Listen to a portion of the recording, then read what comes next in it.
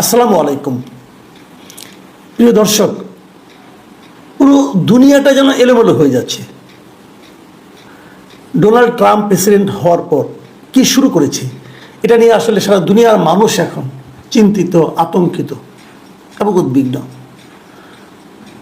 ট্রাম্পের কারণে গাজায় কি হচ্ছে, হাজার হাজার মানুষ মারা যাচ্ছে, এই সমস্ত ছবি আমরা সোশ্যাল মিডিয়ায় দেখি। আমাদের কিছু করার থাকে না।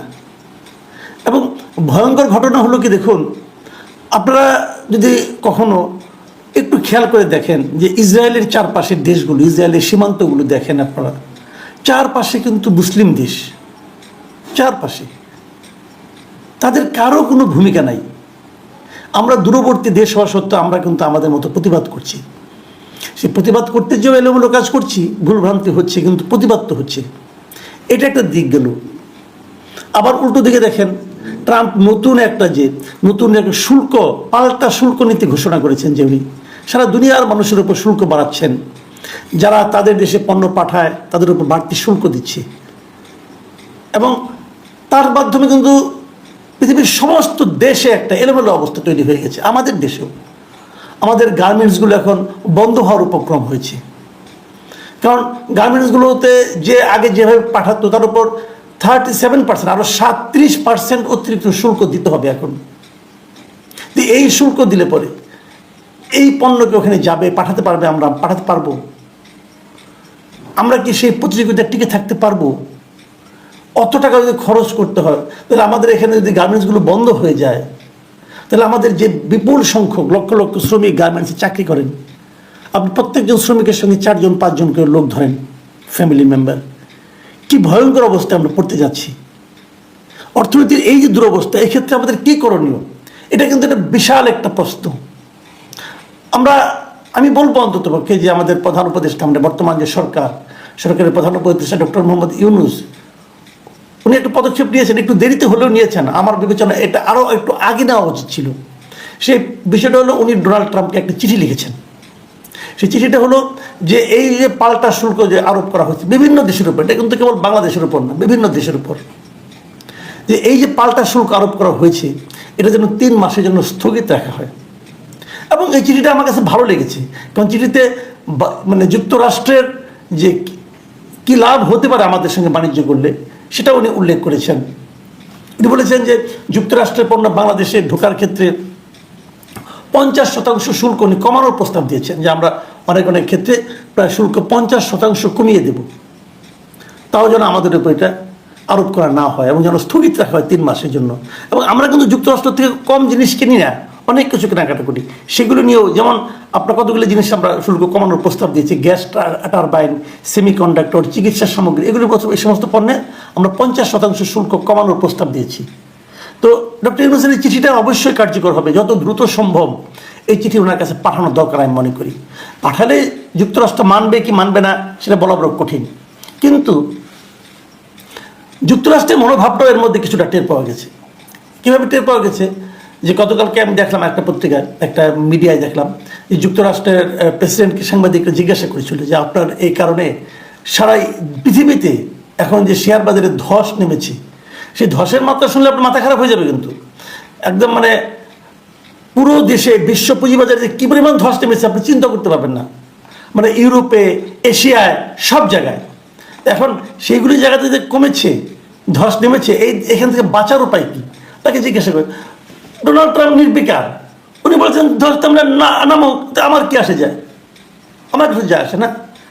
তারা আমাদেরকে টাকা দেবে, আমরা যে পরিমাণ মানে তাদেরকে শুল্ক দেই, তারাও আমাদের সেই পরিমাণ শুল্ক দেবে, নাহলে আমরা করবো না। মানে একটা নির্বিকার টাইপের কথাবার্তা। কিন্তু দেখুন, একটা ভারতের একটা ঘটনা বলি, তাহলে বুঝতে পারবেন কী অবস্থা হয়েছে। যে ভারতের শেয়ার বাজারে আজকে ছিল সোমবার, রবিবার দিন পর্যন্ত বন্ধ ছিল, সোমবার দিনে শেয়ার বাজারটা ওপেন হয়েছে। এবং ওপেন হওয়ার পর প্রথম 20 সেকেন্ডে,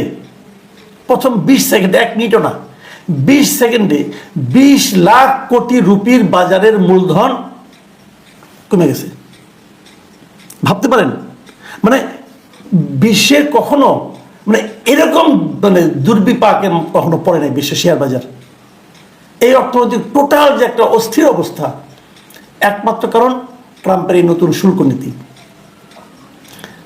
এখন একটা জিনিস কিন্তু অনেকে বলছে, নানা ধরনের বিশ্লেষণ হচ্ছে কিন্তু এটা নিয়ে, যেমন মানে পোশাক ক্ষেত্রে আমাদের দেশের কি অবস্থা, এটা নিয়ে যখন আতঙ্ক হচ্ছে তখন আমাদেরই কেউ কেউ আবার বলছে এতে আতঙ্কিত হওয়ার কিছু নেই, বরঞ্চ এতে একটা পজিটিভ দিকও আছে। বলছে অনেকে, আমি বুঝি না কীভাবে পজিটিভ। তাদের বক্তব্য হলো যে আমাদের চেয়ে তো বেশি শুল্ক আরোপ করা হয়েছে ভিয়েতনামের ওপর। বিশ্ববাজারে পোশাকের ক্ষেত্রে আমাদের প্রধান প্রতিদ্বন্দ্বী হচ্ছে ভিয়েতনাম। তো ভিয়েতনামে যদি আমার উপর আমার চেয়ে বেশি মানে শুল্ক হয়, তো ভিয়েতনামও তো বিপদে পড়বে, সেই বিচারে আমাদের হয়তো খুব একটা ক্ষতি হবে না। তো এগুলো এক ধরনের যুক্তি, আমি জানি না আলটিমেটলি কী হবে, কিন্তু আমাদের ভরসা করে থাকতে হবে কিন্তু ডক্টর মোহাম্মদ ইউনূসের যে চিঠি, এই চিঠির উপর। কারণ আমি এখন পর্যন্ত যতটুকু বুঝেছি, পৃথিবীর প্রায় 50টিরও বেশি দেশ এরই মধ্যে ডোনাল্ড ট্রাম্পের সঙ্গে যোগাযোগ শুরু করেছেন, আলাপ আলোচনা শুরু করেছেন যে কীভাবে কমানো যায়। আমার কেন যেন ধারণা ট্রাম্প আসলে এটাই চেয়েছিলেন, পৃথিবীর সব দেশকে সে তার কাছে নিয়ে এসেছে, তোমার উপরে মেরে দিলাম, এখন তুমি আমাকে কতটুকু ছাড় দিবা এটা বলো। এখন সে সবাই তার কাছে যাচ্ছে, যে আলোচনা করছে, বোঝানোর চেষ্টা করছে যে ভাই আমরা আপনাকে ছাড় দিব, আমাকে আপনাদের পণ্য আমাদের এখানে আরও কম পয়সা ঢুকতে পারবে, আমাদেরটা আপনারা ঢুকে দেন। আমার ধারণা এটা ডোনাল্ড ট্রাম্পের একটা কৌশল, এবং সেই কৌশলের কিন্তু পার্ট আমাদের এই চিঠি, ডক্টর ইউনূসের এই চিঠি সেই কৌশলের একটা অংশ হিসেবে হয়তো বিবেচিত হবে। কিন্তু একটা সমস্যা আছে, সমস্যা হলো এখানে কিন্তু ব্যক্তিগত সম্পর্ক একটা গুরুত্বপূর্ণ বিষয়। ভারত কিন্তু অনেক আগে থেকেই এই যে তাদের শুল্ক বৃদ্ধি করছে এটা তারা জানতো, এবং সবাই জানতো, ডোনাল্ড ট্রাম্প শুরু থেকে বলছিল। ভারত কিন্তু আগের থেকে নানা ধরনের দেন দরবার শুরু করেছিল, এবং তারা কিন্তু ঔষধ রপ্তানির ক্ষেত্রে কিন্তু এক ধরনের ছাড় পেয়েছে। আমরা আগে থেকে অতটা শুরু করিনি, আমাদের আরও আগে থেকেই শুরু করা উচিত ছিল। যাই হোক, তারপরে যখন ডোনাল্ড ট্রাম্পের সঙ্গে যখন চিঠি যখন লিখেছেন ডক্টর ইউনূস, দেখা যাক কী হয়। কিন্তু আমি ব্যক্তিগতভাবে আমার এই জায়গাটা একটু শঙ্কা আছে এই কারণে, সেটা বলেই আমি আলোচনাটা শেষ করব। সংখ্যাটা এই জায়গায়, ডক্টর ইউনূসের সঙ্গে কিন্তু ডোনাল্ড ট্রাম্পের ব্যক্তিগত সম্পর্ক ভালো নয়।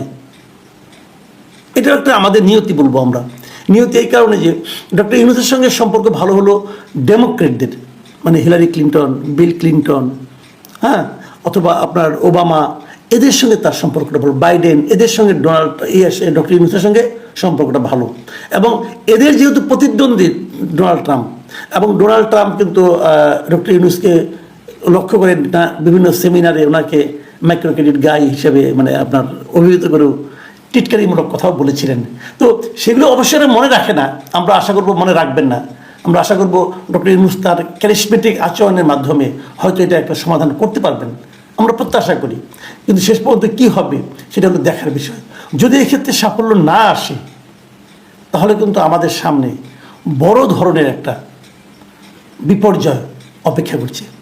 আমরা দেখেছি, সারা দুনিয়ার মানুষ দেখেছে যে গাজায় কি ভয়ঙ্কর বিপর্যয় চলছে, কি মানবিক বিপর্যয় চলছে, এবং মানুষ হত্যা করে, মানুষের স্থাপনাকে ধ্বংস করে, পুরো একটা সভ্যতাকে মাটির সঙ্গে মিশিয়ে দেওয়ার মাধ্যমে ইসরায়েলি সৈন্যরা ইসরায়েল কি মানে বিকৃত উল্লাস প্রকাশ করছে, সেটা কিন্তু আমরা বিভিন্ন সময় সোশ্যাল মিডিয়ার বিভিন্ন ভিডিওর মাধ্যমে দেখতে পাচ্ছি। সেটা এক ধরনের উল্লাস, এবং এশিয়ার এবং ইউরোপের আমাদের মতো ছোট ছোট দেশের প্রতি যে অর্থনৈতিক যে একটা নিপীড়নের মতো চালু হয়ে গেল এই শুল্ক আরোপের মাধ্যমে, এটা যদি বাস্তবায়িত হয় তাহলে আমরা হয়তো ওভাবে শারীরিকভাবে মৃত্যুবরণ করব না, কিন্তু আরেকটা ভয়ঙ্কর বিপর্যয়ের মধ্যে কিন্তু আমরা পড়ে যাব। এর মধ্যে কোনো রাজনীতি খুঁজে লাভ নেই। ধনী এবং গরিবের মধ্যে যে বৈষম্য, সেটাই হলো এখানে মূল কারণ। এখানে অন্য কোনো রাজনীতি আওয়ামী লীগ বিএনপি খুঁজে দরকার নাই, কিন্তু আমরা সবাই মিলে যেন এটাকে কীভাবে এটাকে ওভারকাম করা যায়, কীভাবে এই বিপর্যয় থেকে আমরা বেরিয়ে আসতে পারি, সেদিকে আমাদের চেষ্টা করতে হবে। প্রিয় দর্শক, এখন এ পর্যন্তই। আল্লাহ হাফেজ।